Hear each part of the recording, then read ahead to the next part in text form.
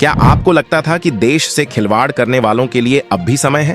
क्या सच में उन्हें अब भी मौका मिलेगा कि वह हमारे देश के साथ खेल खेलें? लेकिन क्या आप जानते हैं कि जिस कदम की बार बार उम्मीद जताई जा रही थी वह आखिरकार उठाया जा चुका है, और इसका असर सिर्फ सीमाओं तक सीमित नहीं है, पूरी दुनिया इस घटना को महसूस कर रही है। क्या आप समझना चाहते हैं कि आखिर क्यों यह कदम उठाया गया? क्या यह सिर्फ एक सर्जिकल स्ट्राइक थी, या इसके पीछे गहरी रणनीति और महीनों की तैयारी छिपी हुई थी? क्या आपको पता है कि इस ऑपरेशन के असर सिर्फ सैन्य मोर्चे पर ही नहीं, बल्कि कूटनीति, अंतर्राष्ट्रीय संबंधों और पाकिस्तान की अंदरूनी राजनीति पर भी पड़ रहे हैं? क्या आप जानना चाहते हैं कि अब आगे क्या होगा? क्या यह सिर्फ एक सिंगल एक्शन था, या इससे पहले और भी बड़े फैसले भारत ने पहले ही तय कर लिए हैं? और सबसे अहम, क्या आप तैयार हैं यह जानने के लिए कि इस पूरे घटनाक्रम के बाद भारत की ताकत और रणनीति कितनी बदल गई है? तो इस वीडियो को अंत तक जरूर देखिए, क्योंकि जैसे ही आप पूरी कहानी जानेंगे आपकी सोच पहले जैसी कभी नहीं रहेगी। क्या आप तैयार हैं सच को समझने और हर पहलू को जानने के लिए? दोस्तों, आखिर वह पल आ ही गया है जिसका न सिर्फ पूरे देश को, हर एक भारतीय को, बल्कि शायद पूरी दुनिया को बेसब्री से इंतजार था। जब सब्र की हद पार होती है तो उसकी गूंज सरहदों के पार तक सुनाई देती है, और आज कुछ ऐसा ही माहौल है। क्या आपको दिल्ली की वो तस्वीर याद है? क्या आपको जम्मू कश्मीर में हुई उन नापाक साजिशों की याद है जिन्होंने हमारे देश के अमन और सुकून को चुनौती देने की कोशिश की थी? उस वक्त हर भारतीय का खून उबल रहा था, हर जुबान पर बस एक ही सवाल था, आखिर कब तक हम सहते रहेंगे?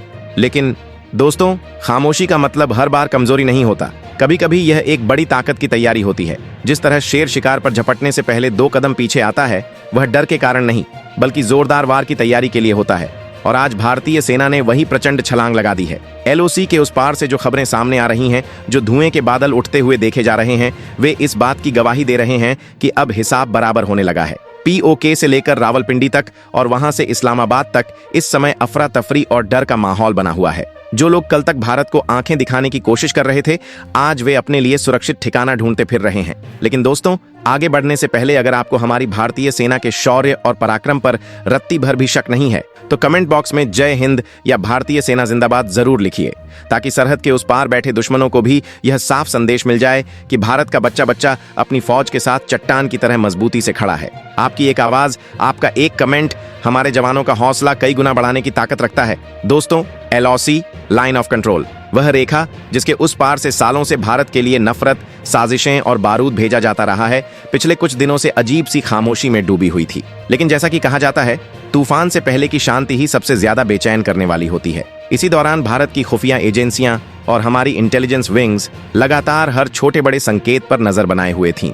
एक एक जानकारी, एक एक इनपुट को जोड़कर पूरी तस्वीर तैयार की जा रही थी। सूचनाएं बिल्कुल साफ थीं कि सीमा पार कोई बहुत बड़ी साजिश आकार ले रही है। भारत में घुसपैठ करने और हमारे शहरों को निशाना बनाने के लिए कई लॉन्च पैड्स को सक्रिय किया जा रहा था। करीब 24 से ज्यादा सीक्रेट बंकर तैयार किए जा चुके थे। बाहर से देखने पर जो सामान्य दिखाई देते थे, लेकिन भीतर उनमें भारत के खिलाफ विनाश का सामान जमा किया जा रहा था। उन्हें शायद अंदाजा भी नहीं था कि ऊपर आसमान में भारत की तीसरी आंख हर हरकत को पल पल देख रही है। दोस्तों, इस वक्त जो सबसे बड़ी ब्रेकिंग खबर सामने आ रही है वह यह है कि भारतीय सेना ने एक बेहद सुनियोजित और बड़े स्तर के ऑपरेशन को अंजाम देते हुए इन 24 सीक्रेट बंकरों को पूरी तरह नेस्तनाबूद कर दिया है। यह कोई साधारण कार्रवाई नहीं, बल्कि हाल के दिनों का, बल्कि यूं कहा जाए तो पिछले कई वर्षों का सबसे बड़ा एलओसी ऑपरेशन माना जा रहा है। हैरानी की बात यह है कि दुश्मन को इसकी भनक तक नहीं लग पाई, और भारतीय जवानों ने एक बार फिर साबित कर दिया कि जब बात देश की सुरक्षा की हो तो भारत किसी भी हद तक जा सकता है।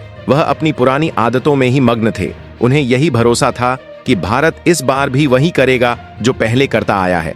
कागजी डोजियर देगा, कड़ी निंदा करेगा और फिर मामला धीरे धीरे ठंडा हो जाएगा। लेकिन इस बार तस्वीर बिल्कुल अलग थी। दिल्ली में जो कुछ घटा, उसने सरकार और सेना दोनों के धैर्य की सीमा तक परीक्षा ले ली थी। ऊपर से निर्देश बिल्कुल साफ थे, ठिकाने चाहे जहां भी हों, उन्हें पहचानो और पूरी तरह खत्म करो। आप शायद हैरान रह जाएं, लेकिन जो इनपुट्स सामने आ रहे हैं उनके मुताबिक भारत पिछले पूरे 48 घंटे से इन ठिकानों को अपने रडार पर बारीकी से ट्रैक कर चुका था। जरा उस तकनीक और उस रणनीति के बारे में सोचिए।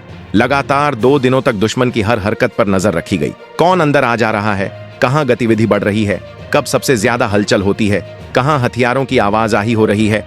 हर एक पल को रिकॉर्ड किया गया, हर एक मूवमेंट को नोट किया गया, और जैसे ही सही समय आया, जैसे ही घड़ी की सुइयों ने इशारा दिया, भारत ने अपनी रणनीति का सबसे अहम हिस्सा यानी ऑपरेशन त्रिशूल सक्रिय कर दिया। जी हां, इस मिशन को यही नाम दिया गया है, त्रिशूल।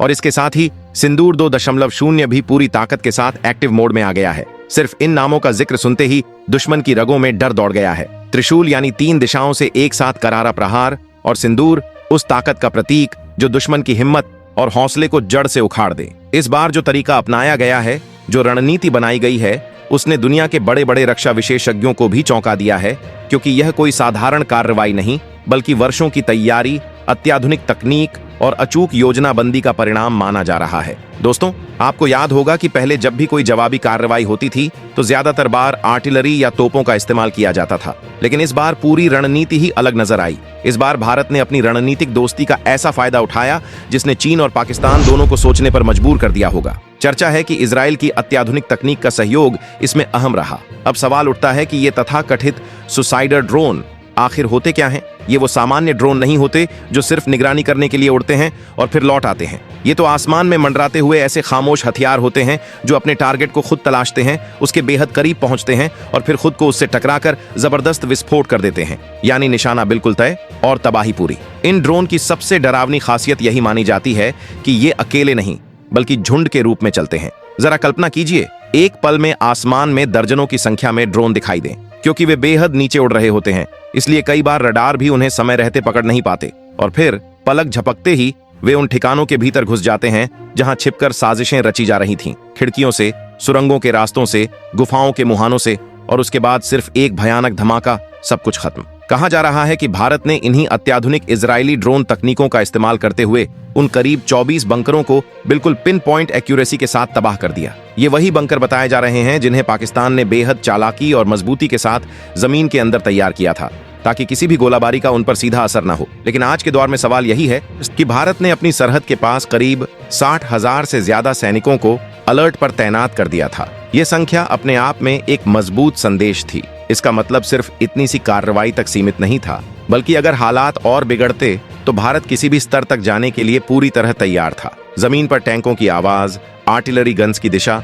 और ऊपर आसमान में लड़ाकू विमानों की तेज गड़गड़ाहट, माहौल पूरी तरह बदला हुआ था। खास बात यह थी कि इस बार भारत ने अपने सबसे भरोसेमंद और अत्याधुनिक राफेल और सुखोई जैसे फाइटर जेट्स को भी फॉरवर्ड एयरबेस के करीब तैनात कर दिया था। आमतौर पर राफेल जैसे स्ट्रेटेजिक एसेट को इतनी आगे की पोजीशन पर नहीं लाया जाता, लेकिन इस बार संदेश बिल्कुल साफ था। भारत पूरी ताकत और पूरे आत्मविश्वास के साथ मैदान में उतर चुका है। पिछले कुछ दिनों से सुखोई और राफेल की उड़ानें एलओसी के ऊपर घाटियों और वादियों के बीच दुश्मन पर मनोवैज्ञानिक दबाव लगातार बनाए हुए थीं। कहा जाता है कि जब आसमान में राफेल की गर्जना गूंजती है तो नीचे छिपे दुश्मनों का दिल दहशत से कांप उठता है, और ठीक वैसा ही दृश्य देखने को मिला। दोस्तों, उस पार हालात इतने उलझे हुए हैं कि पाकिस्तान को यह समझ ही नहीं आ रहा कि पहले अपनी जान बचाए या अपने ठिकानों को संभाले। जरा उस मंजर की कल्पना कीजिए जो इस समय सीमा के उस पार देखा जा रहा होगा। कहा जा रहा है कि पीओके के कई इलाकों में पूरी तरह ब्लैकआउट कर दिया गया है, बिजली काट दी गई है, गलियां और रास्ते अंधेरे में डूबे हुए हैं। वजह डर, ये डर कि अगर रोशनी रही तो भारत की आधुनिक टेक्नोलॉजी, ड्रोन और निगरानी प्रणाली उन्हें और आसानी से निशाना बना सकती है। लेकिन शायद वे यह भूल रहे हैं कि भारत के पास जिस स्तर की night vision technology, satellite monitoring और एडवांस सिस्टम मौजूद हैं, उनके सामने अंधेरा भी कोई ढाल नहीं बन सकता। ये ब्लैकआउट दरअसल उनकी उलझन, घबराहट और हताशा की सबसे बड़ी निशानी बन चुका है। वहां के स्थानीय लोग सहमे हुए हैं, डर का माहौल है और हर तरफ बेचैनी फैली हुई है। सायरन की आवाजें, दौड़ती हुई एम्बुलेंस और अस्पतालों का हाई अलर्ट पर होना, ये सब इशारा कर रहा है कि हालात सामान्य तो बिल्कुल नहीं है। दोस्तों, अगर रिपोर्ट्स की माने तो पाकिस्तान का घमंड और उसका अहंकार इस वक्त गहरे झटके में है। वही जनरल मुनीर जो कुछ दिन पहले तक बड़े बड़े बयान देकर भारत को आंखें दिखाने की कोशिश कर रहे थे, अब उनके सुर पूरी तरह बदल चुके हैं। यहां तक चर्चा है कि वह खुद को सुरक्षित रखने के लिए अमेरिका जाने की तैयारियों में लगे हुए हैं। वही अमेरिका जिसे वह कभी कठोर शब्दों में चुनौती देने का दिखावा करते थे, अब उसी के सामने मदद की उम्मीद लगाए बैठे हैं। खबरों और अटकलों के अनुसार जनरल मुनीर अमेरिकी राष्ट्रपति डोनाल्ड ट्रंप से मुलाकात की कोशिश कर रहे हैं। अब सवाल यही उठता है कि उनका असली मकसद क्या है? क्या यह सिर्फ अपनी कुर्सी और जान बचाने की कोशिश है, या फिर भारत के खिलाफ किसी नई रणनीति की गुहार? आने वाले समय में इस पर्दे के पीछे की सच्चाई और भी साफ हो सकती है। दोस्तों, इस वक्त उनके पास मानो एक ही बात बची हुई है, किसी तरह हमें बचा लो। भारत बहुत आगे बढ़ चुका है। कहा जा रहा है कि वे चाहते हैं कि अमेरिका बीच में दखल दे और स्थिति को रोकने की कोशिश करे। शांति की दुहाई वही दे रहे हैं जिन पर बरसों से हमारे इलाके में अशांति फैलाने के आरोप लगते रहे हैं। सच में वक्त का पहिया कितनी तेजी से घूमता है। कल जो आंखें दिखा रहे थे, आज वही राहत की उम्मीद लगाए बैठे हैं। अब बड़ा सवाल यही है कि क्या अमेरिका इस बार वाकई उनकी मदद करने के लिए आगे आएगा? और जहां तक डोनाल्ड ट्रंप की बात है, आप भली भांति जानते हैं कि उनका फैसला कब, कैसे और किस दिशा में जाएगा, ये कोई भी पहले से तय नहीं कर सकता। लेकिन दूसरी तरफ भारत ने भी अपने रुख में कोई मुलायमपन नहीं दिखाया है। विदेश मंत्रालय की गहरी खामोशी और सीमा पर सेना की सख्त सक्रियता, ये दोनों मिलकर साफ संदेश दे रहे हैं कि अब बातों का दौर पीछे छूट चुका है। अमेरिका भी शायद यह भली भांति महसूस कर रहा है कि आज का भारत वह नहीं है जो कभी दबाव में आकर अपने फैसले बदल लिया करता था। पिछले कुछ वर्षों में रूस और इजराइल के साथ बनाए गए मजबूत संबंध यह दिखाते हैं कि भारत अब अपनी रणनीति खुद तय करता है और अपने फैसलों पर अडिग रहने की ताकत रखता है। और दोस्तों, इसी बीच एक और दिलचस्प चर्चा सामने आ रही है जो शायद मुख्य धारा के मीडिया में ज्यादा दिखाई न दे। वह है इजराइल और रूस का खुला समर्थन। हाल के घंटों में कुछ ऐसी फ्लाइट्स की गतिविधियां ट्रैक किए जाने की बातें सामने आई हैं जो तेल अवीव और मॉस्को से भारत की ओर आती बताई जा रही हैं। रूस की ओर से भारी भरकम ग्लोब मास्टर विमानों का आना और इजराइल से कार्गो प्लेनों की संभावित लैंडिंग, इस ओर इशारा माना जा रहा है कि भारत को लॉजिस्टिक्स और संसाधनों की कोई कमी न हो, ऐसी तैयारी की जा रही है। यह भी कहा जा रहा है कि इजराइल ने आतंकवाद के खिलाफ लड़ाई में खुलकर भारत के साथ खड़े रहने का संकेत दिया है। और जब कंधे से कंधा मिलाकर ऐसे साथ ही साथ हों तो दुश्मन की ताकत खुद ब खुद कमजोर नजर आने लगती है। सर्विलांस, गाइडेड मिसाइल सिस्टम और एडवांस टेक्नोलॉजी के मामले में इजराइल को दुनिया की सबसे आगे गिनी जाने वाली ताकतों में माना जाता है। और वही अत्याधुनिक तकनीक आज भारतीय वीरों के हाथों में होना इस पूरे समीकरण को और भी बदल देता है। इसका सीधा सा मतलब समझिए, दुश्मन चाहे जमीन के 10 फीट नीचे ही क्यों न दुबका हो, वह भी अब अपनी हिफाजत में नहीं है। अब उस पहलू की बात करते हैं जिसने पाकिस्तान की सांसें वाकई रोक दी हैं, और वो है चौतरफा दबाव और हर ओर से घेराव। भारत न सिर्फ एलओसी तक सीमित रहा है, बल्कि उसने उस रणनीति को अपनाया है जिसमें दुश्मन के बच निकलने का हर रास्ता बंद कर दिया जाता है। चाणक्य नीति भी यही कहती है कि जब हमला करो तो हर दिशा से करो, और इस वक्त भारत ठीक उसी राह पर आगे बढ़ रहा है। आपको जानकर हैरानी हो सकती है कि फिलहाल भारत में अफगानिस्तान के कुछ बड़े नेता भी मौजूद हैं। भले ही हमारी सोच और उनकी विचारधारा मेल न खाती हो, लेकिन पाकिस्तान के नाम पर वहां भी गुस्सा साफ नजर आ रहा है। खबरें आ रही हैं कि ड्यूरेंट लाइन यानी पाकिस्तान और अफगानिस्तान की सरहद पर जमकर गोलीबारी शुरू हो चुकी है और तालिबान के लड़ाके पाकिस्तानी चौकियों को निशाना बना रहे हैं। जरा सोच कर देखिए कि इस हालात में पाकिस्तान की स्थिति कितनी बदतर हो चुकी होगी। एक और पूरब में भारतीय सेना का ऑपरेशन त्रिशूल तेजी से आगे बढ़ रहा है, तो दूसरी तरफ पश्चिम से अफगानिस्तान ने मोर्चा खोल दिया है। यानी अब पाकिस्तान पूरी तरह से एक सैंडविच की तरह दब चुका है। जो सेना पहले से ही आर्थिक तंगी और संसाधनों की कमी से जूझ रही है, जिसके पास ईंधन तक के पूरे पैसे नहीं हैं, वह अब 2 मोर्चों पर एक साथ आखिर कितना टिक पाएगी? हालत यह हो चुकी है कि उनके टैंक रास्ते में ही जवाब दे रहे हैं और हालात दिन ब दिन और खराब होते जा रहे हैं। उनके सैनिकों के पास न तो भरपूर राशन बचा है, और ऊपर से भारत के इस लगातार दबाव ने उनके लिए यह हालात सीधे सीधे अस्तित्व की जंग में बदल दिए हैं। जिन तुर्की और सऊदी अरब को पाकिस्तान अपना सबसे बड़ा सहारा समझता था, इस बार उन्होंने भी साफ तौर पर दूरी बना ली है।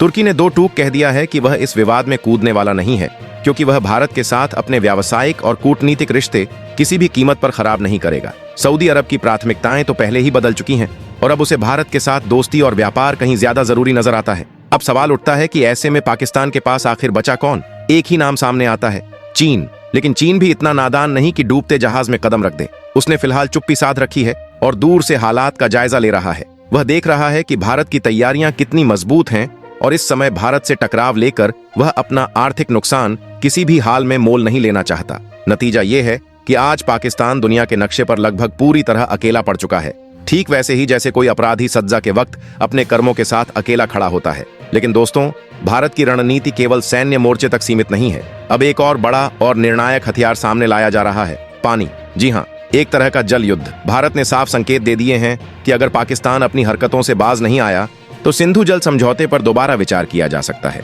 जरा सोचिए, अगर भारत ने पानी का बहाव रोका या सीमित कर दिया तो पाकिस्तान की हालत क्या रह जाएगी? वहां की खेती और बिजली उत्पादन का बड़ा हिस्सा उन्हीं नदियों पर निर्भर है जो भारत से होकर गुजरती हैं। ऐसे में यह एक ऐसा वार होगा जिसमें बिना एक भी गोली चलाए दुश्मन को घुटनों पर लाया जा सकता है और इसी वजह से वहां हालात इस कदर खराब हो सकते हैं कि अंदरूनी विद्रोह और गृह संघर्ष जैसे हालात तक बन जाएं।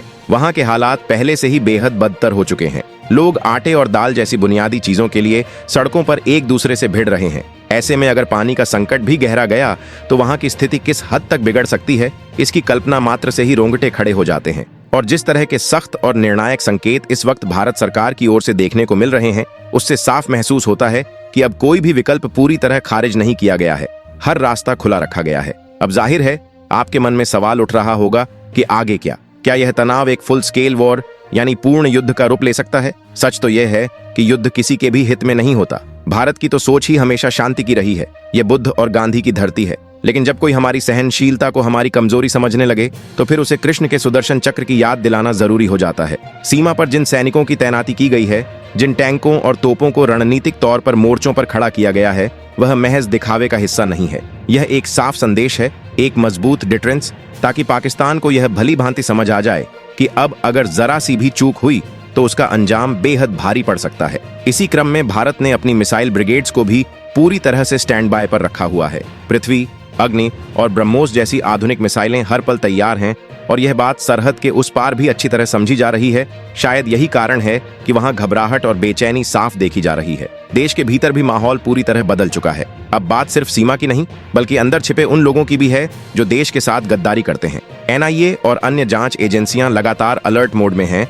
अलग अलग जगहों पर सख्त छापेमारी की जा रही है और हर संदिग्ध गतिविधि पर पैनी नजर रखी जा रही है। साफ है कि अब किसी भी कीमत पर देश की सुरक्षा से समझौता करने का वक्त नहीं है और भारत इसके लिए हर स्तर पर पूरी तरह तैयार दिखाई दे रहा है। जो लोग देश के भीतर रहकर दुश्मन के लिए काम कर रहे थे, यानी जो स्लीपर सेल्स थे, उन्हें अब सावधानी पूर्वक पकड़कर बाहर निकाला जा रहा है। ये सफाई अभियान उतना ही अहम है जितना कि सीमा पर की गई कार्रवाई, क्योंकि घर के अंदर छिपा दुश्मन अक्सर बाहर के दुश्मन से कहीं ज्यादा खतरनाक होता है। आप देख रहे होंगे कि पिछले कुछ दिनों में कई बड़े नेटवर्क का भंडाफोड़ हुआ है और यह सब एक व्यापक रणनीति का हिस्सा है। भारत को अंदर और बाहर दोनों ओर से सुरक्षित किया जा रहा है। एक बात और गौर करने वाली है, जब भारत कोई कड़ा और निर्णायक कदम उठाता है तो अक्सर कुछ तथाकथित बुद्धिजीवी और मानवाधिकार संगठन शोर मचाना शुरू कर देते हैं। लेकिन इस बार वे चुप हैं। क्यों? क्योंकि उन्हें भी समझ में आ गया है कि भारत ने जो कदम उठाए हैं वे केवल आत्मरक्षा के लिए हैं। जब आपके घर पर कोई पत्थर फेंकेगा तो आप उसे फूलों से जवाब नहीं देंगे। ये वही नया भारत है जो न केवल घुसकर मार सकता है बल्कि अपनी सुरक्षा करना भी अच्छे से जानता है। जनता का नजरिया भी अब बदल चुका है। लोग सिर्फ निंदा प्रस्ताव नहीं चाहते बल्कि ठोस और निर्णायक कार्यवाही की अपेक्षा रखते हैं और सरकार ने पूरी तरह जनता की नब्ज को समझ लिया है। इस पूरे घटनाक्रम में एक और दिलचस्प एंगल है, बांग्लादेश। जबकि पाकिस्तान की हरकतें पहले से ही लगातार सामने आ रही हैं, भारत ने बांग्लादेश में भी होने वाले हालात पर पैनी नजर रखी हुई है। भारत ने स्पष्ट संदेश दे दिया है कि चाहे पश्चिमी सीमा हो या पूर्वी सीमा, किसी भी दिशा में सुरक्षा और स्थिरता के मामले में कोई समझौता स्वीकार्य नहीं है। भारत की संप्रभुता के साथ किसी तरह का समझौता अब मुमकिन नहीं है। पाकिस्तान के साथ जो रवैया अपनाया जा रहा है वही रवैया किसी और देश के साथ भी अपनाया जा सकता है अगर उसने सीमा और मर्यादा लांघने की कोशिश की। यही भारत की बदली हुई विदेश नीति का असली चेहरा है, नेशन फर्स्ट। हमारे पड़ोसी देशों को यह साफ साफ समझ लेना चाहिए कि भारत के विकास में ही उनका भविष्य जुड़ा है और भारत की सुरक्षा पर सवाल खड़ा करके वे खुद को सुरक्षित नहीं रख सकते। दोस्तों, अब एक मिनट के लिए ठहर कर सोचिए, क्या आपको नहीं लगता कि यह सब बहुत पहले हो जाना चाहिए था? बरसों तक हमने जख्म सहे हैं, सालों तक अपने वीर जवानों के ताबूत उठाए हैं, लेकिन अब जब हम जवाब दे रहे हैं तो एक अलग ही तरह का सुकून महसूस हो रहा है। यह सुकून न्याय का है। उन माताओं के दिलों को आज जरूर सुकून मिला होगा जिनके बेटे सीमा पर शहीद हुए थे। आज उन परिवारों को लग रहा होगा कि उनका बलिदान बेकार नहीं गया। इस वक्त सेना का मनोबल 7वें आसमान पर है। जो जवान बर्फीली चोटियों पर और तपते रेगिस्तान में दिन रात तैनात रहते हैं, जब उन्हें यह एहसास होता है कि पूरा देश और सरकार उनके साथ खड़ी है और उन्हें खुलकर काम करने की आजादी मिली है, तो उनकी ताकत 100 गुना बढ़ जाती है। आज हर भारतीय का सीना गर्व से चौड़ा है। हम तकनीक में आगे बढ़ रहे हैं, अर्थव्यवस्था में लगातार मजबूत हो रहे हैं और अब अपनी सुरक्षा के मामले में भी किसी से पीछे नहीं है। जो 24 बंकर तबाह हुए बताए जा रहे हैं, वे सिर्फ कंक्रीट के ढांचे नहीं थे बल्कि पाकिस्तान के उस भ्रम के प्रतीक थे जिसमें वह वर्षों से जी रहा था कि वह भारत को चोट पर चोट देकर झुका देगा। आज वह सोच पूरी तरह चकनाचूर हो चुकी है। भारत ने यह साफ कर दिया है कि अब हम न चुप बैठेंगे, न भूलेंगे और न ही छोड़ेंगे। जब आप यह वीडियो देख रहे हैं, संभव है कि सीमा पर हालात और भी तेजी से बदल रहे हों, क्योंकि घटनाएं बहुत तेजी से आगे बढ़ रही हैं। ऑपरेशन सिंदूर, 2.0 का उद्देश्य सिर्फ बदला लेना नहीं है, बल्कि उस पूरे सिस्टम को खत्म करना है जो आतंकवाद की फैक्ट्री की तरह काम करता है। सूत्रों से संकेत मिल रहे हैं कि अब उन लॉन्च पैड्स पर भी नजर है जो रिहायशी इलाकों के पास बनाए गए हैं। पाकिस्तान अक्सर आम लोगों को ढाल बनाता रहा है, स्कूलों और अस्पतालों के पास अपने ठिकाने तैयार करता रहा है, लेकिन भारत की तकनीक इतनी सटीक है कि वह पिन पॉइंट स्ट्राइक के जरिए सिर्फ आतंकियों को निशाना बना रही है ताकि आम नागरिकों को नुकसान न पहुंचे। यही फर्क है एक प्रोफेशनल आर्मी और एक जिहादी मानसिकता के बीच। हम नियमों का पालन करते हैं, लेकिन अपनी सुरक्षा पर कोई समझौता नहीं करते। अमेरिका के राष्ट्रपति डोनाल्ड ट्रंप के सामने पाकिस्तान की गुहार शायद अब ज्यादा असर न दिखा पाए, क्योंकि वैश्विक समीकरण तेजी से बदल रहे हैं। चीन से निपटने के लिए अमेरिका को भी भारत की जरूरत है। वह भारत को नाराज करने का खतरा नहीं उठा सकता। भारत एक विशाल बाजार है, एक उभरती हुई महाशक्ति है, और यही सच्चाई आज पूरी दुनिया के सामने है। डोनाल्ड ट्रंप एक कारोबारी सोच रखने वाले इंसान हैं। वह कभी भी घाटे का सौदा नहीं करेंगे, इसलिए ज्यादा से ज्यादा क्या होगा, कुछ बयान आएंगे, शांति बनाए रखने की अपील होगी और बात वहीं थम जाएगी। लेकिन जमीनी हकीकत क्या होगी, यह भारत अपनी शर्तों पर खुद तय करेगा। इतिहास गवाह है कि जब जब भारत ने अपनी ताकत पर भरोसा करके कदम बढ़ाया है, दुनिया ने उसका साथ दिया है। आज भी वही दौर है। ग्लोबल साउथ की सशक्त आवाज बनकर भारत तेजी से उभर रहा है। क्या आपको पता है कि इस पूरे घटनाक्रम के बाद पाकिस्तान की स्टॉक मार्केट बुरी तरह लड़खड़ा गई है? वहां की मुद्रा जो पहले ही बेहद कमजोर हालत में थी और ज्यादा गिर गई है। निवेशकों ने वहां से दूरी बनानी शुरू कर दी है। यह आर्थिक झटका कई बार सैन्य चोट से भी ज्यादा गहरा होता है, क्योंकि बम के घाव भर भी जाते हैं, लेकिन भूख और बदहाली के जख्म जल्दी नहीं भरते। बिना शोर किए, बिना औपचारिक ऐलान के भारत ने पाकिस्तान की लड़खड़ाती अर्थव्यवस्था पर भारी दबाव बना दिया है। FATF की तलवार तो वैसे ही उनके सिर पर पहले से लटक रही थी, और अब हालात ऐसे बन गए हैं कि दुनिया का शायद ही कोई देश वहां निवेश करने का जोखिम उठाना चाहे। तो दोस्तों, यही है मॉडर्न वॉरफेयर का असली चेहरा। अब सिर्फ बंदूकें या टैंक ही नहीं चलते, अब लड़ाई कूटनीति, अर्थव्यवस्था और मनोवैज्ञानिक दबाव से भी लड़ी जाती है, और इस खेल में भारत अब पूरी तरह से माहिर हो चुका है। अगर हम थोड़ा पीछे मुड़कर देखें तो साफ समझ आता है कि पिछले कुछ वर्षों में भारत ने अपने डिफेंस सेक्टर को कितनी मजबूती दी है। मेक इन इंडिया के तहत तैयार किए गए हथियार, स्वदेशी मिसाइलें और लगातार आगे बढ़ती ड्रोन टेक्नोलॉजी, अब हम धीरे धीरे दूसरों पर अपनी निर्भरता कम करते जा रहे हैं। आज जो गोला बारूद सीमाओं पर इस्तेमाल हो रहा है, उसका बड़ा हिस्सा भारत की अपनी फैक्ट्रियों में बना है। यही आत्मनिर्भर भारत की असली ताकत है, और यही बात दुश्मनों के मन में डर पैदा करती है, क्योंकि जब हथियार अपने होते हैं तो सप्लाई रुकने का कोई खतरा नहीं रहता, और संघर्ष को जितना लंबा खींचना हो उतनी क्षमता अपने पास रहती है। और दोस्तों, एक और बेहद अहम पहलू है POK के लोगों का बदलता हुआ नजरिया। क्या आप जानते हैं कि POK में अब भारत के समर्थन में आवाजें उठने लगी हैं? वहां की आम जनता पाकिस्तानी सेना के दमन से परेशान हो चुकी है। वे अपनी आंखों से देख रहे हैं कि LOC के इस पार जम्मू कश्मीर में विकास हो रहा है, सड़कें बन रही हैं, स्कूल और अस्पताल खड़े हो रहे हैं, जबकि उनके हिस्से में सिर्फ अंधेरा, डर और भूख आई है। कुछ लोग तो खुलकर कह भी रहे हैं कि वे भारत के साथ जुड़ना चाहते हैं। यह सिर्फ सैन्य नहीं, बल्कि दिलों की जीत है। और जब जनता ही पाकिस्तान के खिलाफ खड़ी होने लगे, तो फिर POK की वापसी को कौन रोक सकता है? जो ब्लैकआउट किया गया है, मुमकिन है वह उसी आने वाली नई सुबह का संकेत हो जिसका POK के लोग बरसों से इंतजार कर रहे हैं। तो दोस्तों, निष्कर्ष बिल्कुल साफ है। खेल अब शुरू हो चुका है, और यह खेल तब तक चलता रहेगा जब तक भारत अपनी सुरक्षा पूरी तरह सुनिश्चित नहीं कर लेता। वो 24 बंकर तो सिर्फ एक झलक है, असली कहानी अभी बाकी है। अगर चाहो तो मैं इसे और ज्यादा दमदार टच देकर अगले हिस्से के लिए भी तैयार कर सकती हूँ। POK में लगा हुआ यह ब्लैकआउट दरअसल पाकिस्तान के आने वाले कल पर छा रहे उसी अंधेरे की झलक है, जो अब उसे खुद अपनी आंखों से साफ साफ नजर आने लगा है। भारत का हर फैसला बेहद सोच समझकर उठाया जाता है। हर कदम में योजना है, हर चाल में सटीकता है, और हर रणनीति के पीछे गहरी तैयारी है। इस पूरी स्थिति पर हम लगातार नजर बनाए हुए हैं। हमारी टीम पल पल की हर छोटी बड़ी हलचल को मॉनिटर कर रही है। सीमा पर क्या गतिविधियां हो रही हैं, अंतर्राष्ट्रीय मंच पर किस तरह की प्रतिक्रियाएं सामने आ रही हैं, इन सभी पहलुओं की जानकारी हम आप तक लगातार पहुंचाते रहेंगे। जैसे ही कोई नया अपडेट आएगा, जैसे ही सीमा से कोई बड़ी खबर सामने आएगी, वह सबसे पहले आप तक पहुंचाई जाएगी। अब बारी आपकी है। आपकी सोच, आपका नजरिया बहुत मायने रखता है। आप क्या मानते हैं? क्या भारत को अब POK को वापस लेने की दिशा में आगे बढ़ना चाहिए? क्या यही वह सही समय है जब इतिहास का रुख बदला जा सकता है? या फिर भारत को फिलहाल सिर्फ आतंकवाद के खिलाफ सख्त कार्रवाई पर ही फोकस रखना चाहिए? क्या आपको लगता है कि अमेरिका इस हालात में पाकिस्तान का साथ देगा या भारत के साथ खड़ा होगा? आपकी राय बेहद अहम है, क्योंकि यह एक लोकतंत्र है और यहाँ जनता की आवाज की सबसे अधिक अहमियत होती है। नीचे दिया गया कमेंट बॉक्स आपकी प्रतिक्रिया का इंतजार कर रहा है। बिना झिझक अपनी बात लिखिए।